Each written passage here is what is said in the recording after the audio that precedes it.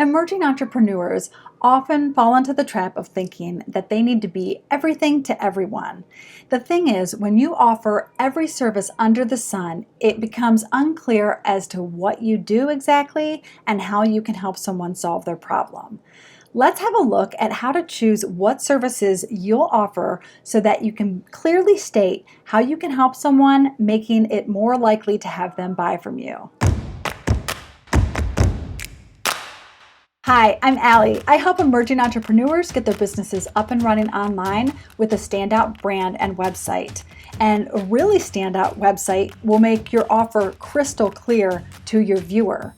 Because when it comes to websites, people aren't patient. So if you have a long list of services that they have to sift through, there's no way they're going to stay on your website long enough to do that. Even if they did, they'd likely get confused, forget what they came searching for in the first place, and leave and go in search of an easier path.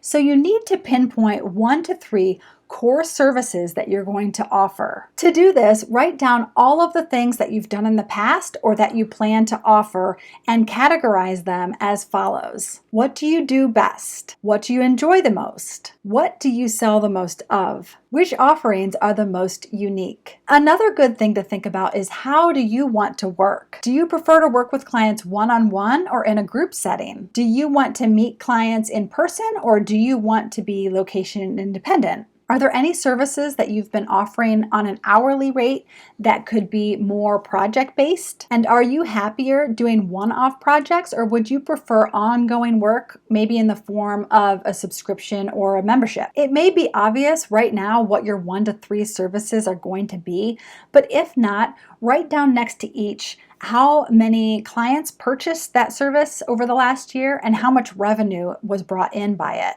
Then it should be really clear as to which services you should keep, so long as doing them makes you happy. This doesn't mean that you can't sell other services, of course. You could always include them as part of a larger package, or maybe even just keep them aside for an upsell later. Be sure not to get stuck on this though.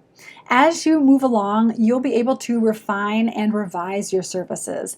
It will become really clear from your audience as to what they want from you, and you'll know more as to how you can best serve them, and also what makes you the happiest in what you do. Offering too many services is a really easy thing to do.